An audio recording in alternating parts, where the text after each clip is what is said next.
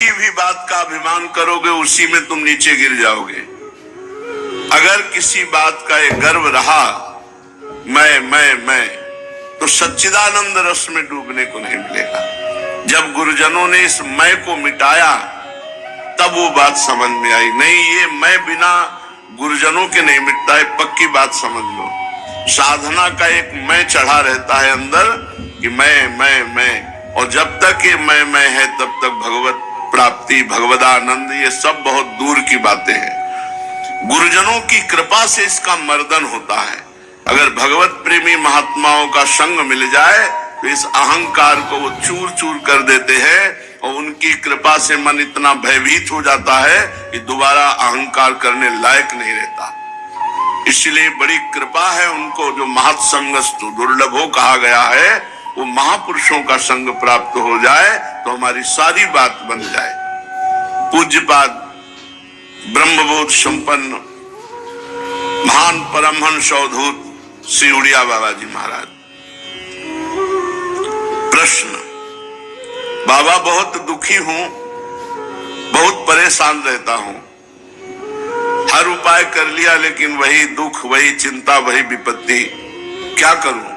भैया, भगवान पर विश्वास करके भजन करो। एक एक शब्द महापुरुषों के अगर जीवन में उतार लोगे तो कभी दुखी नहीं होगे। भैया, भगवान पर विश्वास करो और खूब मंगलमय श्री हरि का नाम जप करो। हरि तुम्हारे साथ है, तुम्हें कोई विपत्ति परास्त नहीं कर पाएगी। हरि स्मृति सर्व विपद विमोक्षणम। भगवान का स्मरण जो कर रहा है वो सब विपत्तियों से पार हो जाता है, यहां तक कि जन्म मरण से, स्मरण मात्र से। यस्य स्मरण मात्रेण जन्म संसार बंधनात् विमुच्यते नमस्तस्मै विष्णुवे प्रभु विष्णुवे।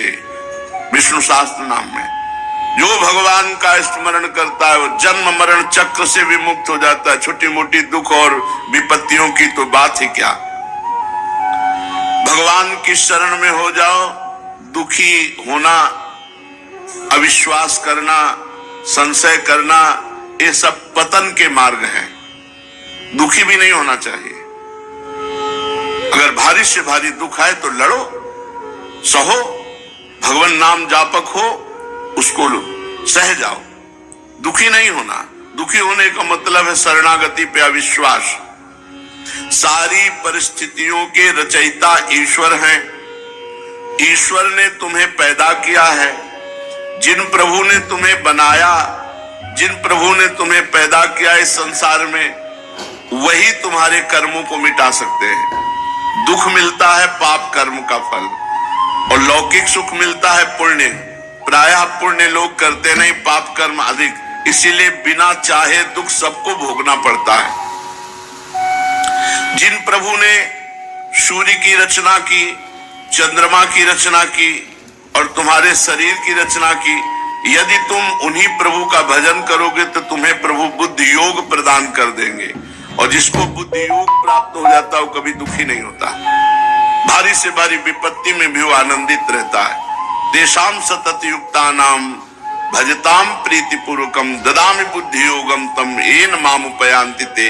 जो प्रेम पूर्वक भगवान के नाम का जप करता रहता है, भगवान उसे बुद्धि योग प्रदान कर देते हैं। किंतु आवश्यकता सर्वतो भावेन अपने आप को भगवान की शरणागति में पुष्ट करना है। मेरा तन, मेरा मन, मेरा प्राण, मेरा सर्वस्व श्री भगवान को समर्पित है, क्योंकि ये श्री भगवान का ही है। और खूब नाम जप। अपने आप को भगवान पर न्यौछावर करके देखो। अपनी सारी अहमता ममता को भगवान के चरणों में रख के देखो। तुम सदैव प्रसन्न रहोगे, सुखी रहोगे। बाबा, भजन नहीं होता। बाबा ने बताया भजन ही सब दुखों का नाशक है। तो बाबा, भजन नहीं होता। अरे भजन होता है, सिद्धों का भजन करना पड़ता है। भगवत चिंतन का अभ्यास डालो। देखो, एक समय भोजन पाओ और खूब डट के भजन करो। ये आते हैं, जैसा अभ्यास कर लो वैसा हो जाता है। मन बहुत बदमाश है। ये कहता है बर्बाद ना हो जाए, मतलब थैला भरते चले जाओ, बर्बाद ना। जीवन बर्बाद हो रहा है इसकी चिंता नहीं, समय बर्बाद हो रहा है इसकी चिंता नहीं, वहां पदार्थ बर्बाद नहीं होने चाहिए। अरे भाई तो बर्बाद काहे को करो, पहले से एक रखवा ले, 2 रोटी, 1 गुलाब जामुन, थोड़ी सब्जी, बस हो गया। 24 घंटे में 400 ग्राम अन्न पाने से बहुत बढ़िया दिनचर्या चल जाएगी। गृहस्थ है तो थोड़ा 800 ग्राम कर ले। इसलिए बाबा से कहा भजन नहीं होता, तो बोले भजन होता तो सिद्धों का है, साधक को तो भजन करना पड़ता है, और भजन करने के लिए एक समय भोजन पाओ, पर एक समय ऐसा नहीं कि दबा दबा के एक समय तुम पालो, नहीं। अगर ऐसा स्वभाव है तो 2 समय पालो, थोड़ा थोड़ा पाओ। भोजन जहर भी है और अमृत भी है, थोड़ा पाओगे अमृत है, ज्यादा पाओगे भजन के लिए जहर है, नहीं भजन में मन लगेगा, आप देख लेना। और अपनी सेवा किसी से करवाओ मत। भजन पूरा होने के लिए नियम बता रहे हैं, भजन का अभ्यास करो, भोजन 1 समय या 2 समय थोड़ा पाओ। भगवत मार्ग में चलने वाले को उचित आहार से नहीं जीवन चलता, भजन से जीवन चलता। भगवत मार्ग का आहार भजन है, रात दिन भजन। और दूसरी बात, अपनी सेवा जब तक शरीर स्वस्थ हो बिल्कुल मत कराओ किसी से।